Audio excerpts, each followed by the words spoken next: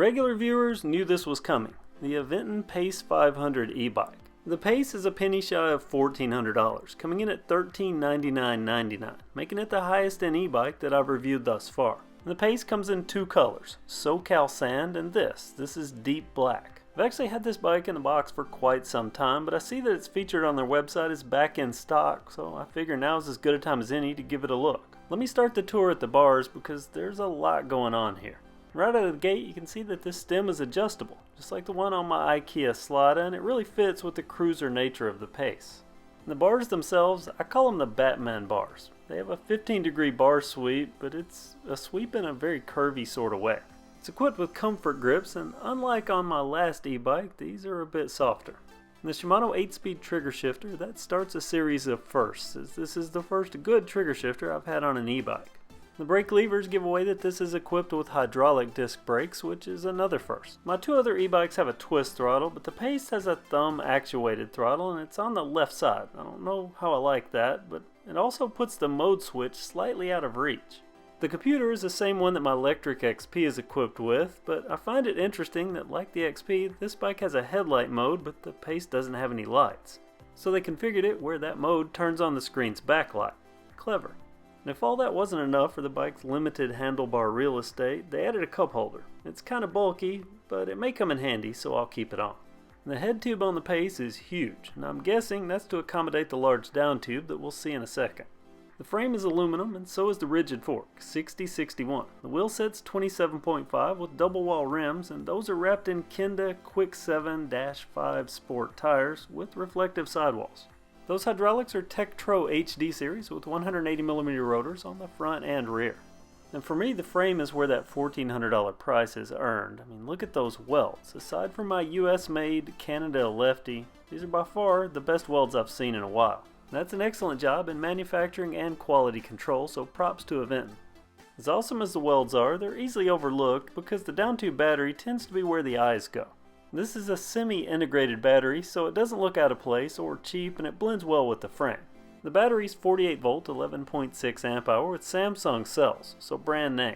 And it has the usual charge level indicators, but it also comes with a data port, so it can be used for charging a phone or, well, anything else that you need a data port for. The charge port's located on the opposite side, along with a keyed lock and a lever for easy removal.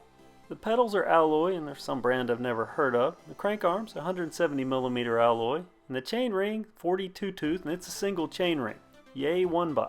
The rest of the drivetrain's all Shimano, with an Altus rear derailleur and a Hyperglide 8-speed cassette. Now the big ticket, the hub motor. It's 500 watt, hence the Pace 500 name, 48 volt brushless. It has a nice slim profile, and if you're into model numbers, here you go.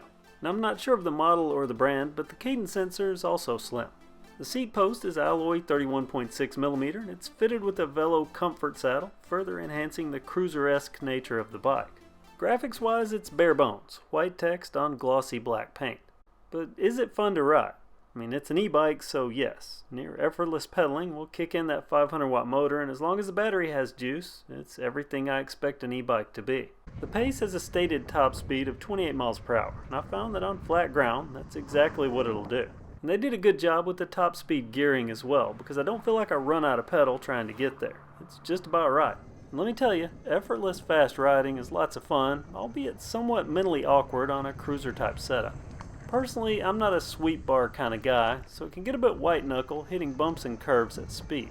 The throttle only mode requires a few revolutions of the pedal to activate, and once enabled, it allows no pedal riding up to about 22 miles per hour on flat ground.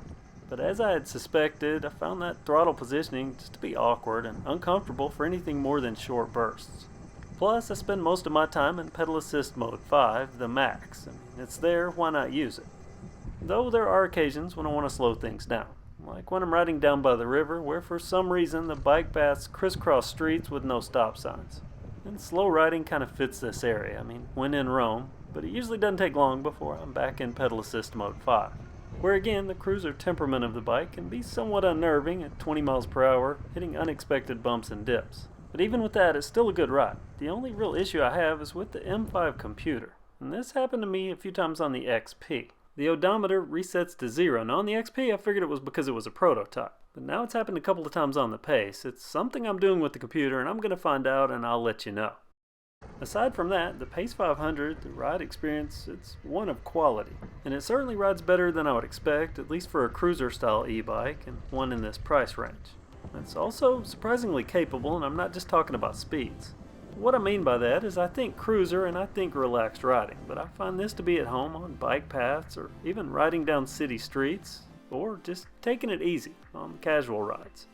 Just faster. Now it's not a flashy ride, but not everyone wants a flashy bike, but it's definitely not overly plain, it's nice looking.